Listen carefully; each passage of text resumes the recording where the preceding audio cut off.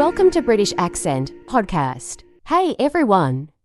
Welcome back to another episode of English on the Go, the podcast that helps you master English for real-life situations. I'm Emma. And I'm Jake. Today, we have an exciting topic, especially for those who love to travel, must know English phrases for tourists. That's right. Whether you're exploring a new city, ordering food, or asking for directions, knowing some key phrases can make your trip so much easier. Exactly. And the best part, You don't need to be fluent to communicate effectively while traveling. just a few essential phrases can go a long way. So let's dive right in. Imagine you've just arrived at an airport in an English-speaking country.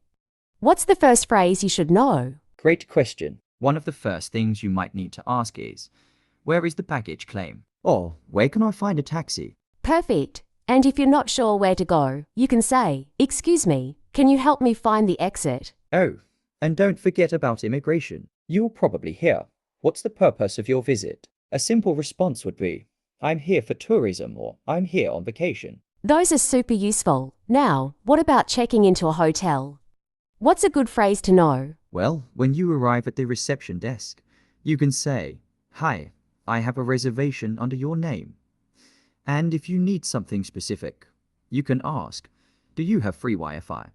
Or "What time is breakfast?" Nice. Hotels usually have staff that speak multiple languages, but it's always helpful to be prepared. Absolutely. Now, let's talk about one of the best parts of traveling: food. When you go to a restaurant, what's a polite way to order? A great phrase to use is, "Can I have dish, please?"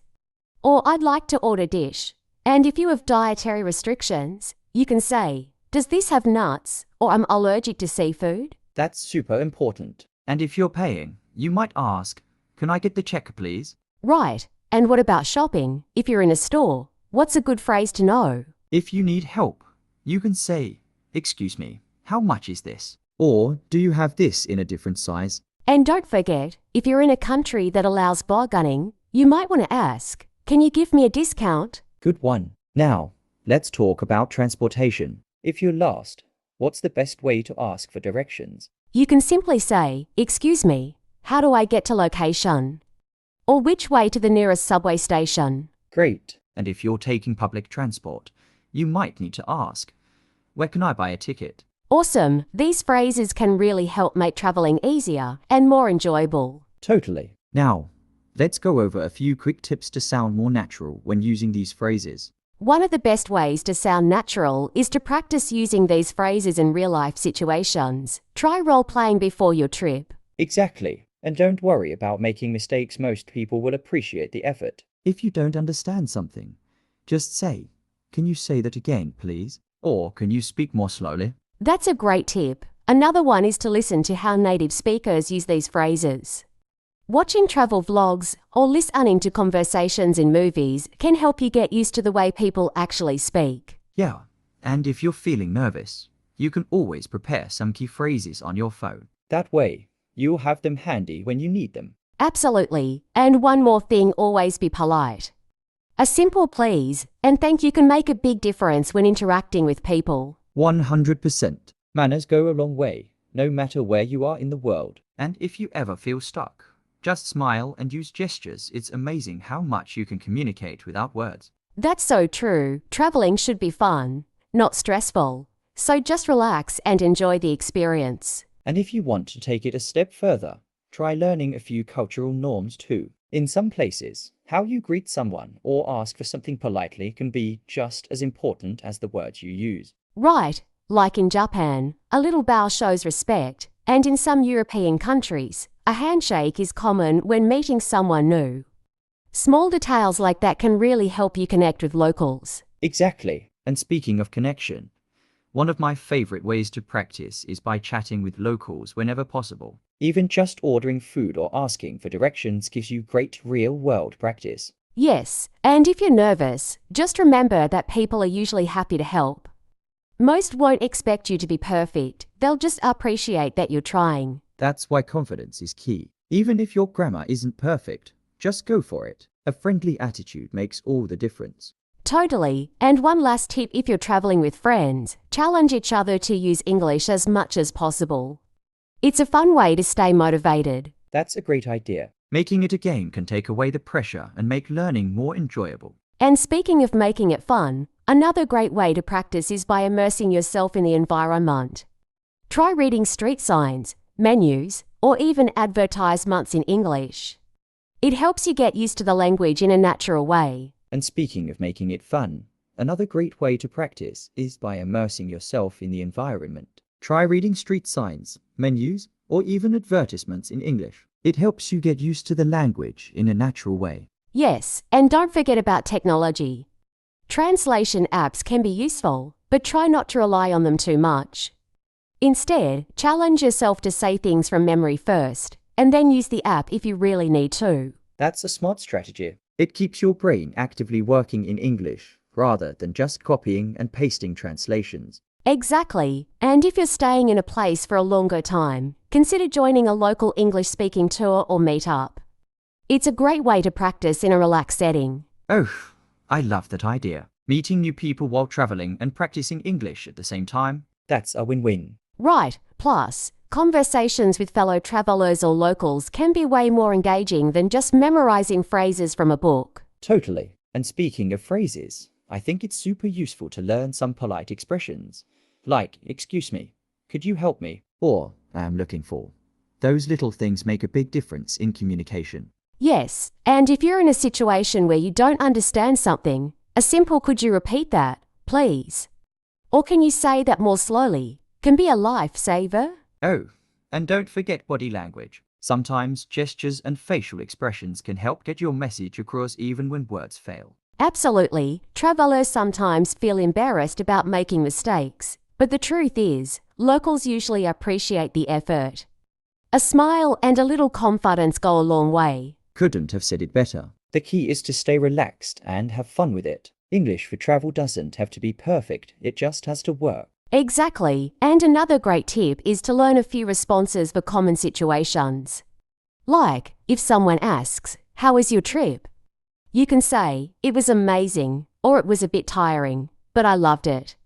That way, you're ready for small talk. That's smart. And for ordering food, simple phrases like, "I'll have," or "Can I get?" make it super easy. No need to stress about full sentences, just get your point across. Right, and if you have dietary restrictions, it's good to know how to say, "I don't eat ... double quotes," or "I'm allergic to ... double quotes," just in case. Oh, and transportation phrases. If you're taking a taxi or using public transport, asking "How much is it?" Or does this go to? Is really useful. Yep, and even if you don't understand everything, listening to keywords can help. Like, if someone says, "platform or gate," you know they're talking about where to go. That's why listening practice is so important before a trip. Watching travel vlogs or listening to real conversations helps you get used to how people actually speak. Totally, even just playing English podcasts or YouTube videos in the background can train your ear. The more exposure, the better. And if you want to practice before traveling, try role-playing with a friend or using language apps. Repeating common phrases out loud makes them easier to remember. Exactly, the more you practice, the more confident you'll feel when you're actually there. And hey, even if you forget a phrase, there's always Google Translate to help. Yep, no excuses. Speaking even a little English can make travel way easier and more enjoyable. Absolutely, and another fun way to practice before your trip is by changing your phone or social media language settings to English. It forces you to see and use common words daily. That's a great trick. It helps you get familiar with travel-related words naturally. Also, reading menus in English before you travel can be helpful, so you don't feel lost when ordering food. Yes, and speaking of menus, knowing words like grilled, fried, or steamed can help you understand dishes better. Good point. And if you're unsure about something, just ask, "What do you recommend?" It's a simple way to get suggestions from locals. That's a great phrase. And it makes you sound more natural, like you're engaging in real conversation instead of just memorizing sentences. Exactly. And speaking of natural conversation, don't be afraid to make mistakes. Most people appreciate the effort, even if your grammar isn't perfect. That's such an important mindset. People care more about communication than perfection. Just focus on getting your message across. Right. And honestly, confidence plays a huge role. If you speak with confidence, people will be more likely to understand you. So true. And remember, English for travel is all about making your trip easier and more enjoyable. Even learning just a few key phrases can make a big difference. Exactly. And one thing that really helps is practicing these phrases out loud before your trip. Even if you're just talking to yourself, it builds confidence. Yes, you can even record yourself saying common phrases and listen back. It helps with pronunciation and makes you more comfortable using them. That's a smart idea. Also, if you're staying at a hotel, knowing how to ask for things politely is super useful. Like, could I have an extra towel, please? Or, what time is breakfast? Oh, and if you're using public transport, simple phrases like, where is the nearest subway station? Or how much is a ticket? Can save you so much trouble. Absolutely. And if you ever don't understand something, just say, could you say that again, please? Or can you speak more slowly? Super helpful. Yes, and don't be afraid to use gestures if needed. Sometimes, pointing at a map or using hand signals can bridge the gap if words fail. Exactly. The key is to stay relaxed and enjoy the experience. Traveling is about learning, and even small conversations in English can make your trip more fun. That's such a good point. And honestly, most people appreciate it when you try to speak their language, even if it's not perfect. Yes, a little effort goes a long way. Even just greeting people with a simple hello or good morning can make interactions smoother and friendlier. Oh, and don't forget about restaurants. Knowing how to order food is a must. Saying, I'd like ... or can I have ... double quotes makes it so much easier. And if you have dietary restrictions, learning how to say them is super important. For example, I'm allergic to peanuts, or is this dish vegetarian? Right. Also, when paying, you can ask, do you take credit cards? Or can I have the bill, please? Those are life savers. Definitely. And if you ever get lost, asking for directions like, how do I get to? Or is it far from here? Can really help. And let's not forget shopping. If you're at a market, saying, how much is this? Or do you have this in another size? Is super useful. Exactly. A little bit of English can make a huge difference when traveling. The more you practice these phrases, the more confident you'll feel. And speaking of confidence, don't be afraid to make mistakes.